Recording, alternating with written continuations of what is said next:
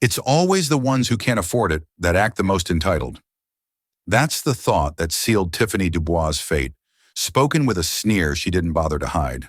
She stood in the plush galley of a brand-new Gulfstream G800, the pinnacle of private aviation, judging the woman in the main cabin. This woman, dressed in a simple gray cashmere tracksuit and worn-out Nike running shoes, looked more like she'd won a radio contest than someone who belonged there. Tiffany saw a charity case, a +1, an assistant at best. What she couldn't see was the truth. This quiet black woman wasn't just a passenger on the plane. She had just signed the check for it. And Tiffany was about to learn the hardest lesson of her life.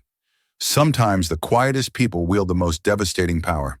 The air inside the private terminal at Teterboro Airport hummed with a unique frequency of wealth and urgency. It was a world Tiffany Dubois had meticulously clawed her way into. For her, being a lead flight attendant for Aerolux Elite wasn't a job. It was an identity.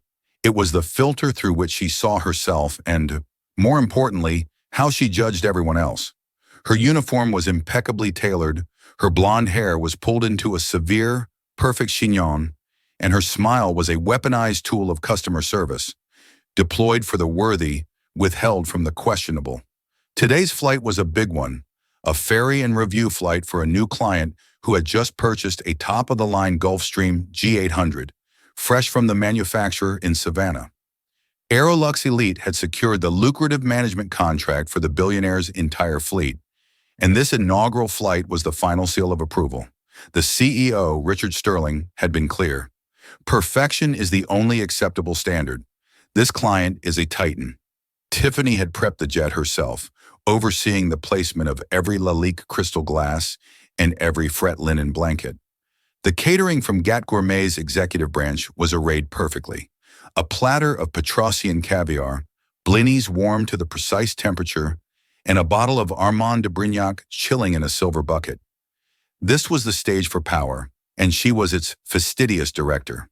Her junior flight attendant, a sweet-faced, slightly nervous young woman named Chloe, was polishing already gleaming silverware. "Everything looks amazing, Tiffany," Chloe said, her voice full of genuine admiration. "I can't believe we're on the new G800. It still has that new plane smell." "It's not just a plane, Chloe. It's a statement," Tiffany corrected, her tone patronizing. "And our job is to be as flawless as the aircraft. Remember the client's profile, Dr. Serafina Hayes, tech mogul, self-made, net worth with a B. We are talking old money poise, new money power. Expect precision, expect demands, and deliver with a smile." Tiffany had pictured Dr. Hayes in her mind 100 times. A formidable woman in a Chanel power suit, perhaps, with a steely gaze and a voice that commanded boardrooms. She was ready. She was primed to impress. That's why the woman who stepped onto the plane 30 minutes later threw her so completely off balance. She was not in a power suit. She was black, tall and slender, and moved with an athlete's easy grace. She wore a simple, unadorned gray cashmere tracksuit that, while obviously expensive to a trained eye, lacked any visible logo. Her feet were in a pair of slightly scuffed Nike running shoes. Her hair was pulled back in a simple, elegant puff, and her face was makeup-free, revealing flawless, dark skin. She was on her phone, her voice low and melodic, but laced with an unmistakable authority. "No, David. The valuation of the acquisition target is secondary to the ethical audit. If their AI sourcing isn't clean, I don't care if they're giving the company away. Kill the deal. My word is final." She clicked off the phone and slid it into her pocket, her eyes sweeping the cabin with a calm, appraising look. Chloe, flustered, stepped forward. "Welcome aboard, Dr. Hayes. Can I get you—" Tiffany subtly stepped in front of her, asserting her dominance. "Welcome aboard," she said, her smile tight and professional, but her eyes doing a swift, dismissive calculation. This was the Billionaire? Impossible. Tiffany's internal prejudice flared, ugly and immediate. She must be an executive assistant, or maybe a new girlfriend being treated to a flight. The real Dr. Hayes was probably running late, and this woman was just the opening act. "Thank you," the woman said, her voice quiet. "It's a beautiful aircraft." "It is," Tiffany replied, her tone implying that the woman was lucky to be seeing it. Mr. Sterling of Aerolux Elite sends his deepest regards and apologies that he couldn't be here to greet you personally. She was testing the waters. An assistant wouldn't know who Mr. Sterling was. The woman just gave a slight, knowing nod. I'm sure he's busy. Please, don't let me hold you up. I'd just like to settle in. She moved past them towards the main cabin seating area, her movements fluid and unhurried. Tiffany exchanged a look with Chloe. It was a look that said, see, not the principal. Handle with standard courtesy, but don't waste the A-list effort. For the next 20 minutes, Serafina, for it was indeed her, sat quietly, looking out the window as the ground crew finished their preparations. She didn't ask for champagne or caviar. She just sat, lost in thought. This serene lack of demand was, to Tiffany, further proof of her lowly status. The truly rich, in Tiffany's experience, were never this quiet. They had needs, demands, whims that needed to be catered to instantly. Finally, as the jet's door was about to be sealed, Serafina beckoned Chloe over. Excuse me, she said softly. I know it might not be in the standard catering stock, but would it be at all possible to get a cup of Gyokuro tea? Brewed at exactly 140 degrees Fahrenheit, please. The water temperature is important. Chloe blinked. Gyokuro tea? Ma'am, I can check. We have a selection of herbal and black teas from Harney & Sons. Thank you, but I have a particular preference for Gyokuro, Serafina said, her request polite but firm. Chloe went to the galley where Tiffany was scrolling through her phone, looking bored. She's asking for a specific Japanese green tea, Chloe whispered. Gyokuro? And she wants it at 140 degrees. Tiffany rolled her eyes so hard it was almost audible. The audacity. This was the kind of petty, specific demand made by people trying to act rich. It was a power play from a powerless person. We don't have that, Tiffany said flatly. Go back and offer her the English breakfast or the mint verbena. Tell her that's what we have on board. But she was very specific. Maybe I should ask the captain if we can get some sent over from the FBO, Chloe suggested, genuinely wanting to help. Absolutely not, Tiffany snapped, her voice low and sharp. We are not delaying a flight for some assistant's ridiculous tea preference. The door is closing. The flight plan is filed. Go and tell her no. And for God's sake, stop letting her walk all over you. Project some authority. Chloe, intimidated, nodded and went back into the cabin. She explained apologetically that they didn't have the tea. Serafina's expression didn't change, but a flicker of something, disappointment perhaps, or analysis, passed through her eyes. I see, she said quietly. Thank you for checking. Tiffany watched the exchange from the galley, a smirk playing on her lips. That was how you handled the hired help. You put them gently but firmly back in their place. The Gulfstream's powerful Rolls-Royce engines spooled up with a deep, satisfying roar. The jet taxied and, with breathtaking speed, launched into the sky, banking gracefully over the Manhattan skyline. An hour into the flight, as they leveled off at 45,000 feet, Tiffany decided it was time to assert her role once more. She saw Serafina had her laptop open, a complex series of code and financial projections filling the screen. Probably pretending to work on something important, Tiffany thought. She glided into the cabin, her service smile plastered on. Can I offer you a drink now that we're at cruising altitude? A glass of the Armand de Brignac, perhaps? The offer was a trap. If she said yes, it would confirm to Tiffany she was a freeloader. No, thank you, Serafina said without looking up from her screen. Just some still water, please. No ice. The simplicity of the request was almost insulting to Tiffany. All this luxury, and she just wanted water. Tiffany retrieved a bottle of Fiji water in a crystal glass. But as she approached Serafina's seat, the plane hit an unexpected patch of turbulence. It wasn't violent, but it was enough to make Tiffany stumble. A small amount of water sloshed from the bottle onto the edge of Serafina's laptop. Serafina instantly snatched the laptop away, her calm demeanor finally breaking. Be careful, she said, her voice sharp with alarm. The water hadn't hit anything critical, but the scare was real. Tiffany, however, felt no remorse. Instead, she felt a surge of indignation. How dare this woman use that tone with her?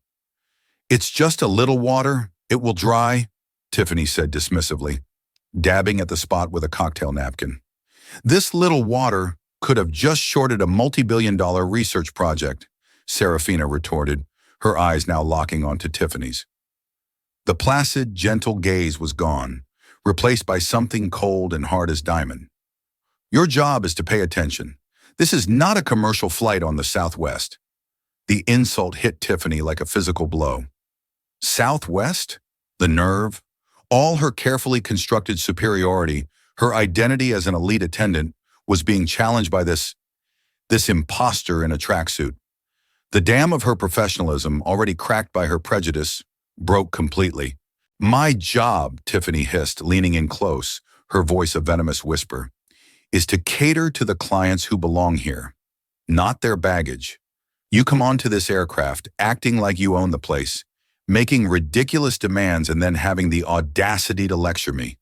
You have no idea what real class is.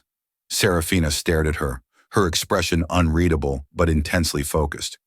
And what do you think real class is, Tiffany? She asked, her voice dangerously quiet.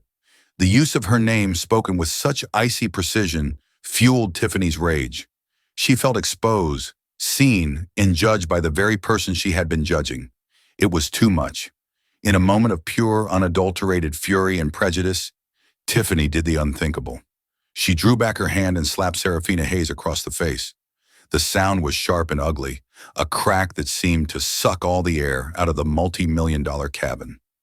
Silence descended, a profound, deafening silence broken only by the faint whistle of the wind outside the triple-pane windows. Chloe, who had witnessed the entire exchange from the galley entrance, stood frozen, her hand covering her mouth in sheer horror. Serafina didn't cry out. She didn't even flinch. She simply turned her head back slowly to face Tiffany, her cheek glowing with a bright red mark. The coldness in her eyes had been replaced by a terrifying, absolute calm. It was the calm of a hurricane's eye, a stillness that promised utter devastation. Tiffany's heart hammered against her ribs. The adrenaline of her rage began to recede, replaced by a cold, creeping dread. She looked at the red mark on the billionaire's face, a mark her own hand had made. What had she done? Serafina reached into the pocket of her tracksuit and pulled out her phone. Her movements were slow, deliberate, each one amplified in the terrible silence. She didn't dial 911. She didn't call for security. She tapped a single name on her contact list. The call connected almost instantly. "Ben," Serafina said, her voice perfectly level, betraying no emotion. "We have a problem with the new asset." A pause. "Yes, the G800. I'm on it now. There's been an incident with the flight crew." Another pause. Tiffany could feel the blood draining from her face. Asset? Incident? Serafina's eyes never left Tiffany's. "An employee of the management company, Aerolux Elite, just assaulted me." She paused again, letting the words hang in the air like poison. "Yes, physically assaulted me. On my own plane. My own plane." The three words hit Tiffany with the force of a physical blow far greater than the one she had delivered. They echoed in the silent cabin, dismantling her reality piece by piece. The tracksuit, the simple water order, the quiet authority, the name on the manifest, Dr. Serafina Hayes, the self-made billionaire, the owner. The woman she had just slapped was not an assistant. She was not a +1.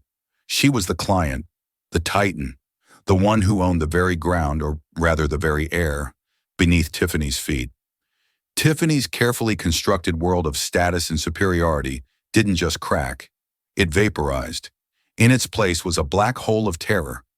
She opened her mouth to speak, to apologize, to beg, but no sound came out, only a choked, pathetic gasp. Serafina listened to the voice on the other end of the phone, and then replied, her voice as cold and clear as ice. "No, Ben, don't contact Aerolux's CEO yet. First, I want you to instruct Captain Thorne to turn this aircraft around. We're heading back to Teterboro. Immediately." The command, delivered with the serene finality of a judge passing sentence, broke the spell of paralysis in the cabin. Chloe, her face pale and streaked with tears, scurried towards the cockpit. Through the open cockpit door, Tiffany could hear her frantic, whispered explanation to the pilots. Captain Marcus Thorne was a veteran of the skies, a man who had flown through thunderstorms, engine failures, and geopolitical hotspots with unwavering calm. He emerged from the cockpit a minute later, his face a mask of stern professionalism, but his eyes, when they flickered towards Tiffany, held a look of profound disbelief and condemnation. He didn't address her. He walked directly to Serafina. "Dr. Hayes," he said, his voice a low baritone of pure respect. "I am Captain Thorne. I cannot begin to express my apologies for what I've just been told. We are turning the aircraft back to Teterboro as you commanded. We can be on the ground in approximately 45 minutes. My co-pilot is already coordinating with air traffic control. Is there anything at all I can do for you?" "Thank you, Captain," Serafina said, her gaze shifting from Tiffany to him. The warmth she showed him was a stark contrast to the glacial emptiness she reserved for Tiffany. "Your professionalism is appreciated. For now, I have only one instruction regarding your cabin crew." Her eyes swung back to Tiffany. "I want her confined to the galley. She is not to speak to me, she is not to approach me, and she is not to leave that area until we are on the ground and met by my representative. Chloe may attend to me if I require anything. Is that clear?" "Crystal clear, Dr. Hayes," Captain Thorne said without hesitation. He turned to Tiffany, his face grim. "You heard Dr. Hayes. The galley, now." The command was absolute. Stripped of all authority, all pretense, Tiffany stumbled backward into the small, enclosed space of the galley. She sank onto the small jump seat, her body trembling uncontrollably. The gleaming surfaces she had polished with such pride now seemed to mock her. The untouched caviar, the chilling champagne, artifacts from a life that was no longer hers. The gentle banking of the massive jet confirmed her nightmare. They were turning around. Every degree of the turn was a nail being hammered into the coffin of her career. From her new prison, she could hear the hushed conversation in the main cabin. It was Chloe, her voice shaky but earnest, offering Serafina a cold compress for her cheek. "Thank you, Chloe," Serafina's voice replied, softer now. "That's very kind of you. Please sit down. You look like you're about to faint. This is not your fault." "But I should have done something," Chloe stammered. "You were intimidated and you were junior," Serafina said. "I understand power dynamics. Don't worry. You did nothing wrong." The kindness was more damning to Tiffany than any shout could have been. It drew a clear line in the sand. There was Chloe, the good employee, and there was Tiffany, the violent pariah. The 45-minute flight back to Teterboro was the longest of Tiffany's life. She sat staring at the bulkhead, her mind a maelstrom of panic and regret. Every decision, every sneer, every judgmental thought that had led to the slap replayed in a torturous loop. The way Serafina had looked at her laptop, it wasn't just code. It was probably the architecture for a new technology, a corporate acquisition worth more than Tiffany would see in 100 lifetimes. The phone call wasn't just a complaint. It was the activation of a legal and financial machine of terrifying efficiency. When the Gulfstream's landing gear touched down on the tarmac at Teterboro with a gentle bump, the sound felt like a guillotine's drop. The jet taxied not back to the main FBO terminal, but to a private, isolated hangar on the far side of the airfield. As the engines spooled down into silence, the main cabin door hissed open. Standing at the bottom of the air stairs was not a standard ground crew. There were two men in dark suits. One was tall, with silvering hair and an air of quiet authority. The other was younger, carrying a slim leather briefcase. Beside them, looking ashen-faced and utterly terrified, was Richard Sterling, the CEO of Aerolux Elite. He was wearing a rumpled suit, having clearly broken every speed limit to get here. The taller, silver-haired man ascended the stairs and entered the cabin. He exuded an aura of calm, lethal competence. He walked past Tiffany as if she were a piece of furniture and addressed Serafina directly. "Sarah," he said, his voice warm with concern, "are you all right?" "I'm fine, Ben," she replied, standing up. "Just disappointed. I've reviewed the preliminary report from the captain," Benjamin Carter, her lawyer and chief advisor, said. His eyes finally fell upon Tiffany, and the temperature in the cabin seemed to drop another 10 degrees. There was no anger in his gaze, just a kind of detached clinical assessment, like a scientist studying a microbe before its eradication.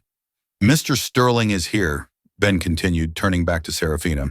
"He is, shall we say, eager to speak with you.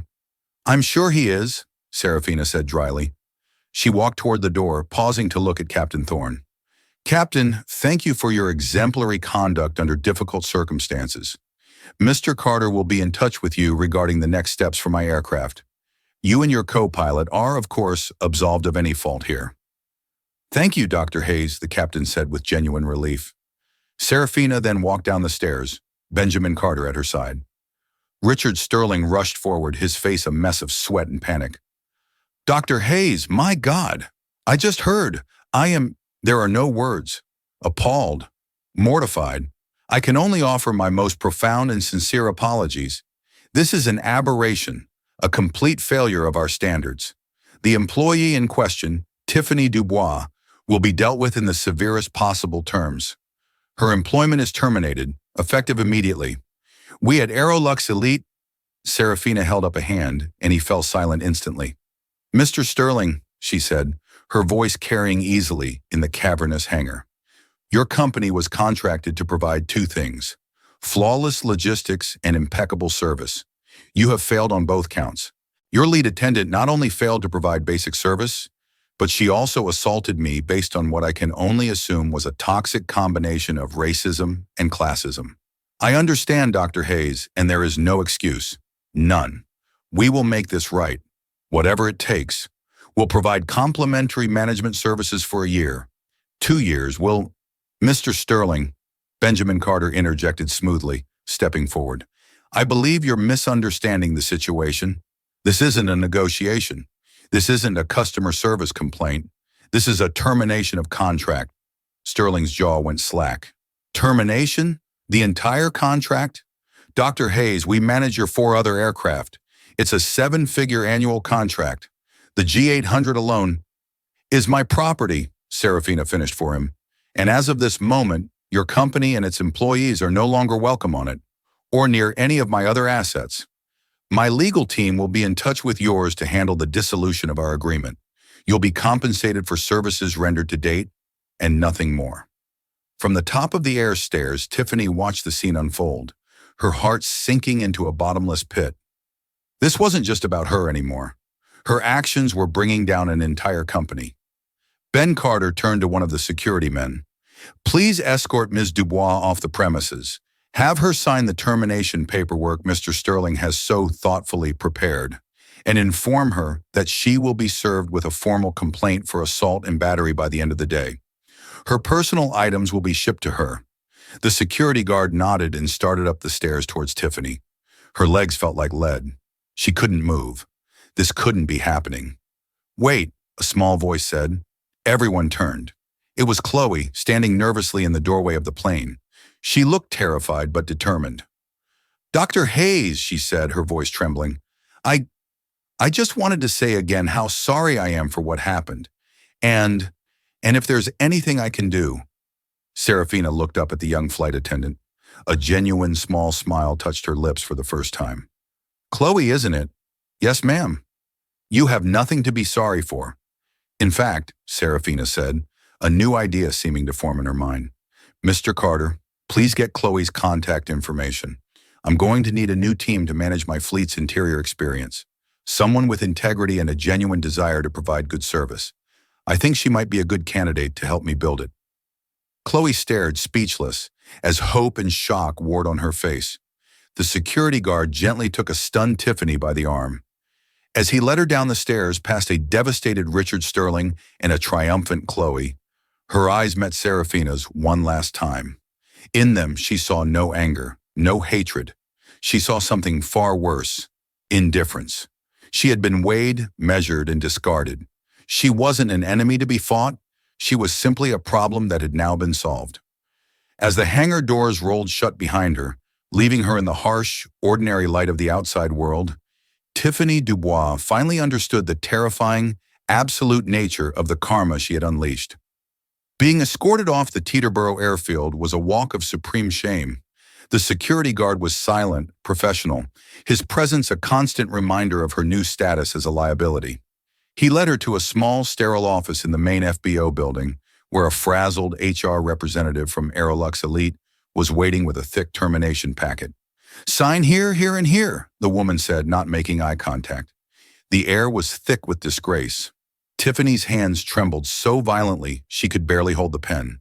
She was signing away her job, her benefits, her identity. The clauses were brutal: termination for gross misconduct, breach of client safety, and actions detrimental to the company's reputation. There was no severance, no golden parachute, just the cold, hard exit. When she stepped out of the building, her personal keys and wallet feeling foreign in her hands, the reality began to crash down in waves. Her phone buzzed incessantly. The first message was a curt, automated email from HR confirming her termination. The second was from her bank, alerting her that her next direct deposit would not be coming. The third was a text from a coworker. "OMG, Tiff, what did you do?" "The entire company is in meltdown mode." She ignored them all and called an Uber, her fingers fumbling on the screen. The ride back to her apartment in Hackensack, New Jersey, was a blur of self-recrimination. The apartment itself was a monument to her aspirational lifestyle. It was a stylish one-bedroom she couldn't really afford, filled with furniture bought on credit to project an image of chic success. Her Instagram feed, which she scrolled through in a fit of morbid curiosity, was a carefully curated lie. Glamorous shots of her in uniform in front of jets in Paris, Dubai, and Monaco, with captions full of hashtags like "Cha-cha jet life" and corporate aviation. It was all gone. That life was over. The glamorous mirage she had built around herself had been shattered by a single impulsive, prejudiced act. The next day, the real karma engine, meticulously engineered by Benjamin Carter, began to roar to life. It started with a formal, crisply folded legal document delivered by a process server. Dr. Serafina Hayes versus Tiffany Dubois.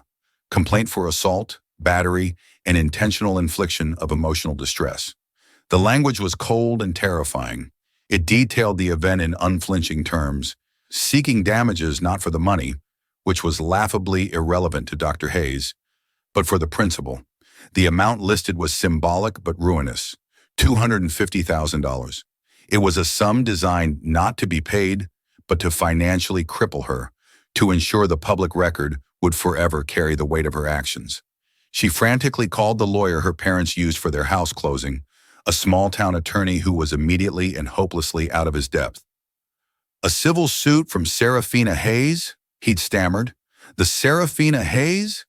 Tiffany, you need a top-tier litigation firm in New York, and you need it yesterday. The retainer alone will be $50,000. $50,000.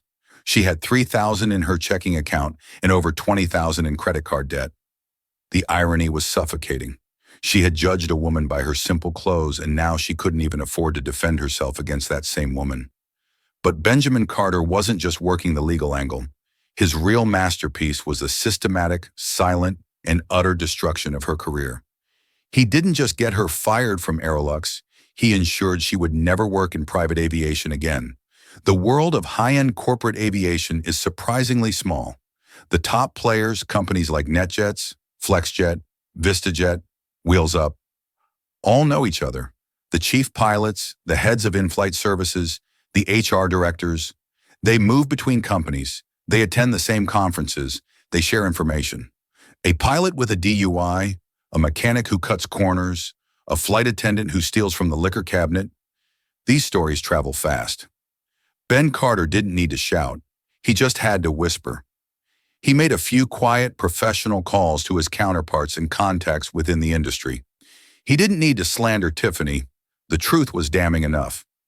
"We had a significant client-facing incident," he would say, his voice calm and confidential. "A lead attendant, Tiffany Dubois, committed an act of physical aggression against a principal on board. I'm just making you aware as a matter of professional courtesy. We value safety and discretion above all, as I'm sure you do." The message was clear. Tiffany Dubois was poison. She was a walking liability. Hiring her would be an act of corporate suicide. What company would risk placing her on a $70 million jet with a client worth billions after knowing what she was capable of? Within a week, her name was unofficially blacklisted. She began applying for jobs, desperately at first. She sent her polished resume to every charter operator on the East Coast. The first few days, she received polite automated rejections. Then she received nothing at all. Her calls went unreturned. Her emails vanished into a digital void. It was as if she had ceased to exist in the industry she had dedicated her life to. Her financial situation grew dire. The rent was due. Credit card bills piled up. She started selling her designer bags and shoes on Poshmark for a fraction of what she paid. Each sale a small, humiliating death. The glamorous uniform of her old life was being sold off to pay for ramen noodles and electricity. The social fallout was just as brutal. Her friends, many of whom were colleagues or industry contacts, began to distance themselves. The invitations to parties stopped. Her texts went unanswered. The story, though not in the mainstream news, had ripped through the private aviation community like wildfire. No one wanted to be associated with the flight attendant who slapped a billionaire. She was a pariah. Desperate, she expanded her job search. She applied for commercial airline jobs, United, Delta, American. But even there, the background checks were thorough. The civil suit filed by Dr. Hayes was a public record. A simple search of her name brought it up. No airline wanted an employee with a pending lawsuit for assault. Weeks turned into 2 agonizing months. Her savings were gone. She was forced to break her lease, paying a massive penalty, and move out of her stylish apartment. The U-Haul truck she rented herself felt like a hearse carrying the corpse of her former life. She ended up in her parents' basement in a quiet, boring suburb of Philadelphia, the very place she had fought so hard to escape. The ultimate humiliation came one afternoon while she was mindlessly scrolling through a job site, looking for anything. Receptionist, barista, call center operator. An article popped up on her newsfeed. Aerolux Elite files for Chapter 11 bankruptcy. The article detailed the company's sudden collapse. The loss of the massive Hayes fleet management contract had been a fatal blow. It triggered a crisis of confidence among their other clients, who began pulling their jets from the service. The company, once a rising star in the charter world, had been effectively put out of business. All because of her. The ripple effect of her slap hadn't just ruined her life, it had destroyed the livelihoods of dozens of her former colleagues, mechanics, schedulers, accountants, and pilots. The weight of that collective ruin was a burden she would carry forever. Lying on a lumpy sofa bed in her parents' basement, surrounded by boxes of her former life, Tiffany finally understood. Karma wasn't just a lightning bolt from the sky. It was a slow, grinding, meticulous process. It was the quiet phone call from a lawyer. It was the public record of a lawsuit. It was the silent blacklisting that closed every door. It was the complete and total erasure of a life built on a foundation of prejudice and pride. She hadn't just lost a job, she had lost her future. While Tiffany's world was collapsing, Serafina Hayes was building. The incident on the G800 had been ugly and infuriating, but for a woman who had built an empire on identifying problems and architecting elegant solutions, it also presented an opportunity. A week after the flight, she sat with Benjamin Carter in her minimalist, art-filled Manhattan penthouse overlooking Central Park. The red mark on her cheek had long since faded, but the memory of the insult remained. "The dissolution of the Aerolux contract is complete," Ben reported, closing a folder. "Their assets are being liquidated. The civil suit against Ms. Dubois is filed. She has 30 days to respond, which I doubt she'll be able to do in any meaningful way." "Good," Serafina said, her voice neutral. She was looking out the window, her gaze distant. "What about the other employees? The pilots, the ground crew, the schedulers who were with Aerolux?" Ben was taken aback. "They're out of a job, I'm afraid. Collateral damage." "No," Serafina said, turning to face him. "That's not acceptable. The fault lies with their CEO's lack of oversight and one employee's bigotry, not with a mechanic who did his job perfectly or a scheduler who always ensured my planes were ready. Get a list of every employee affected by the contract termination. I want our HR division to review their files. Offer positions to the ones with excellent records within our own corporate flight department. We're managing the fleet in-house now. We'll need good people." Ben smiled slightly. This was the Serafina he knew. Her justice was always tempered with a constructive edge. "Consider it done. And what about the young woman? Chloe?" "Ah, Chloe," Serafina's expression softened. I spoke with her yesterday. She's smart, empathetic, and has a deep respect for the profession, not just the glamour. She was horrified by what happened, but also by the culture that allowed Tiffany to feel so emboldened. I've offered her a position, not as a flight attendant, but as the new Director of In-Flight Experience for the Hayes Fleet. That's a big title, Ben noted. It's a big job, Serafina countered. Her role won't be serving drinks. It will be to design and implement a new standard of service, one based on respect, discretion, and intuitive kindness, not on judging a passenger's worth by the label on their suit. She'll be in charge of hiring and training a new team. I'm funding a full scholarship for her to attend the most prestigious hospitality management program in Switzerland first. I'm investing in her, Ben. I'm investing in a better way of doing things. This was Serafina's true response. It wasn't just about punishing the guilty. It was about rewarding the worthy and fixing the broken system that produced the problem in the first place. A few weeks later, Serafina sat down for a rare interview with a journalist from Forbes magazine for a cover story on her philanthropic work. They spoke about her foundation, which funded STEM education for girls in underserved communities, and her investments in sustainable technology. Towards the end of the interview, the journalist, a sharp young woman named Olivia Chang, broached a more personal subject. Dr. Hayes, she began carefully, you're one of the most powerful Black women in the world. You've shattered countless ceilings. Do you still encounter obstacles, moments of prejudice, even at your level? Serafina was silent for a moment, considering her answer. She could give the polite, sanitized response. Instead, she chose the truth. Obstacles are a constant, she said, her voice steady. They just change form. When I was starting out, it was venture capitalists telling me my ideas were niche, or that I wasn't the right fit to be a CEO. Now the obstacles can be more subtle, but they come from the same place. She leaned forward slightly. Let me tell you a story. Recently, I was on a flight. I was dressed for comfort, not for a board meeting, and an employee on that flight made an assumption about me based on my race and my casual attire. She assumed I didn't belong, that I was less than. It escalated to a point where she felt entitled enough to physically assault me. The journalist's eyes widened. This was not a story she had heard. I won't name her or the company, Serafina continued.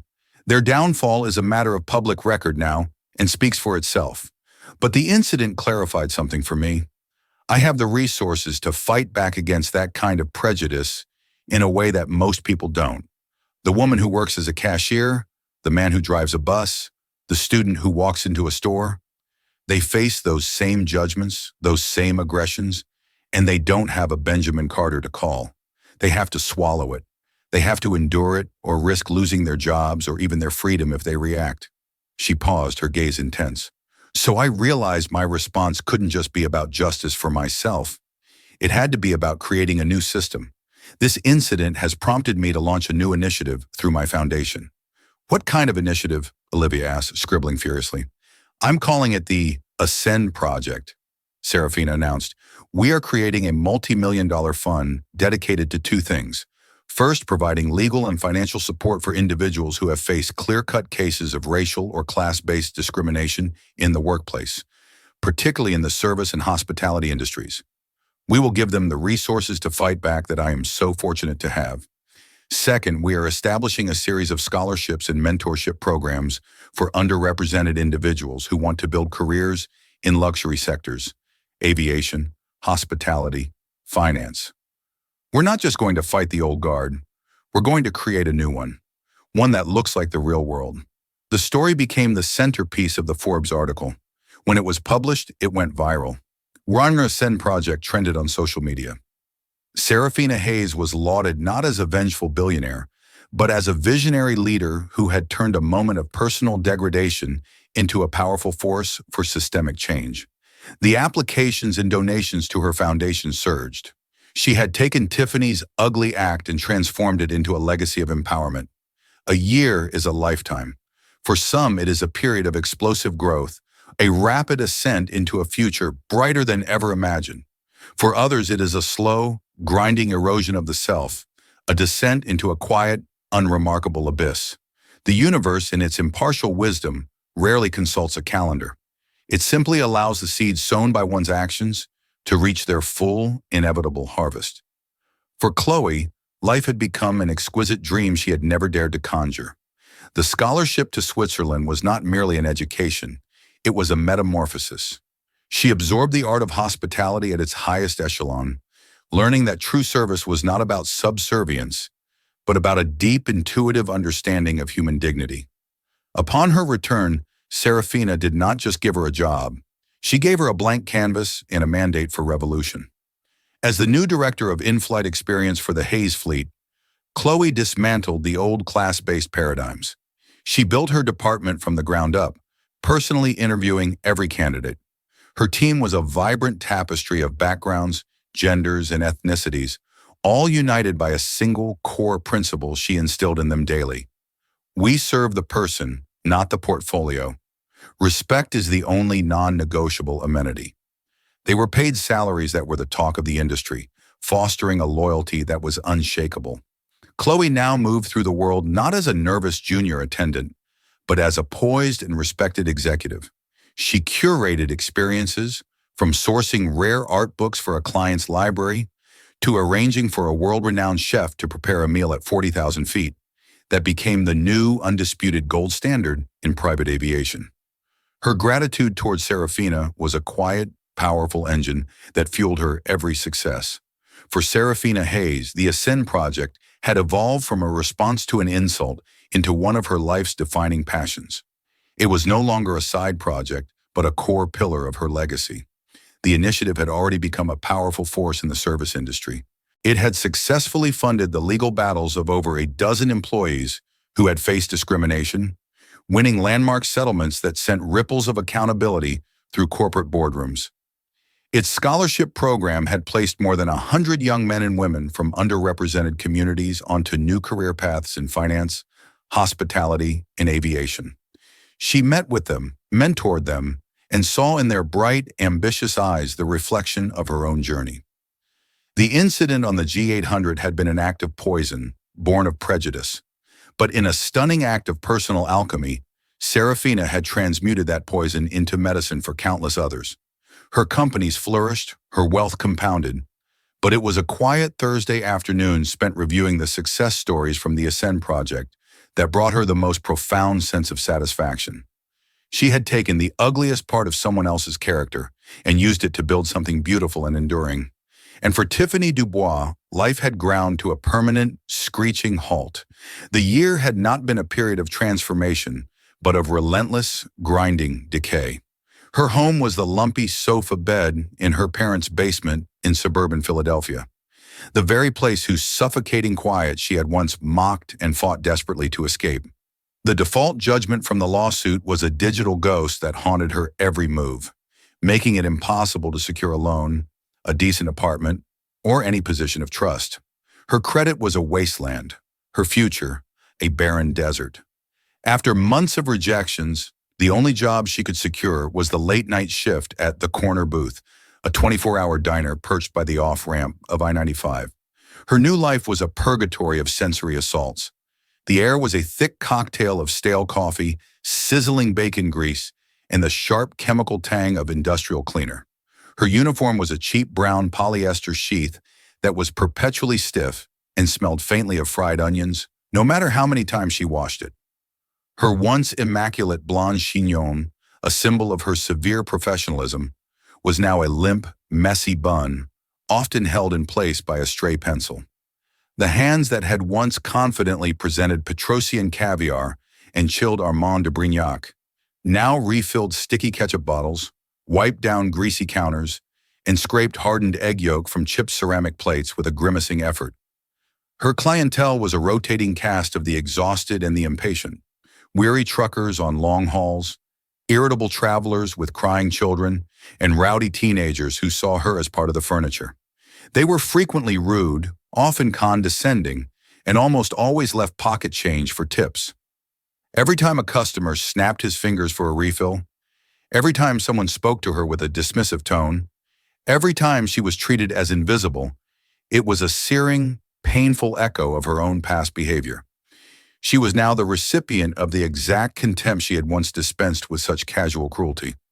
This was not just a job, it was a slow, agonizing, and deeply personal education in humility. One bleak, rainy Tuesday night, around 2 a.m., the diner was nearly empty. As she cleared a booth, her hand brushed against a magazine left behind, its pages warped by coffee rings. It was a copy of Forbes.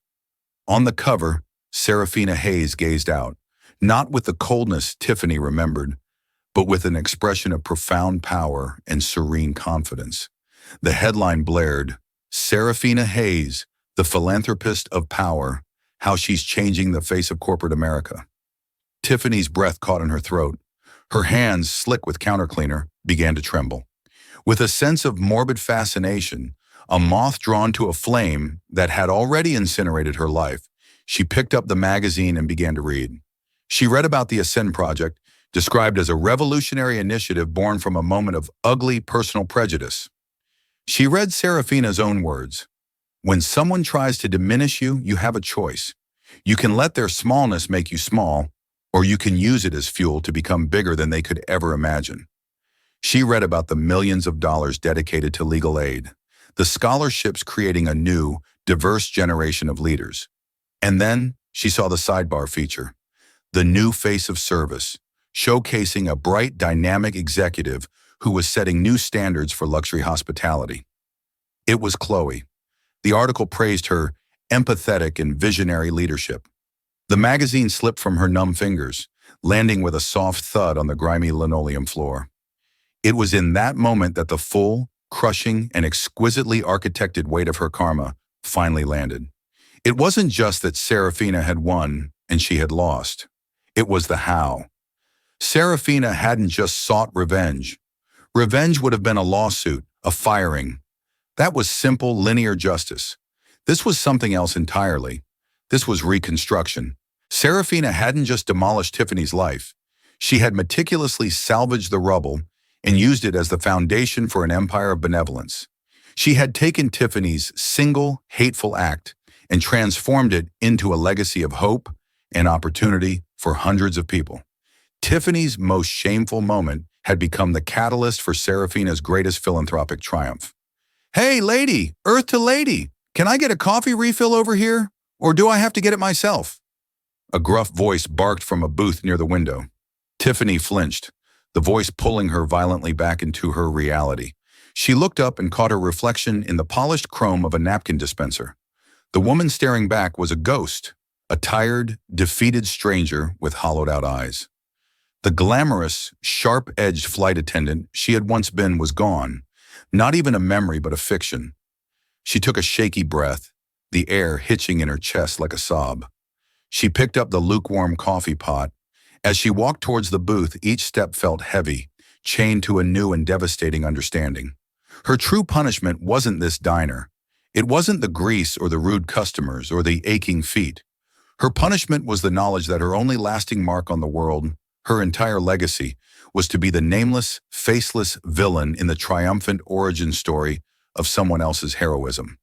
She had slapped a billionaire, and in return, the universe hadn't just slapped her back. It had meticulously and completely erased her, rewriting a better, more inspiring story in the very space where she used to be. So what's the real lesson here? It's more than just a story about a flight attendant and a billionaire. It's a raw look at the hidden biases we all carry and the devastating power of a single moment's prejudice. Tiffany's story is a stark reminder that the person you look down on today might hold the keys to your entire world tomorrow. But the true power wasn't in the revenge. It was in the reconstruction. Dr. Serafina Hayes didn't just tear down the person who wronged her. She used the opportunity to build up dozens of others, turning a personal insult into a public triumph for integrity and equality. It's the ultimate karma. If this story made you think, if it resonated with you, hit that like button, share it with someone who needs to hear it, and make sure you subscribe for more real-life stories where karma is the final judge. What would you have done in her situation? Let me know in the comments below.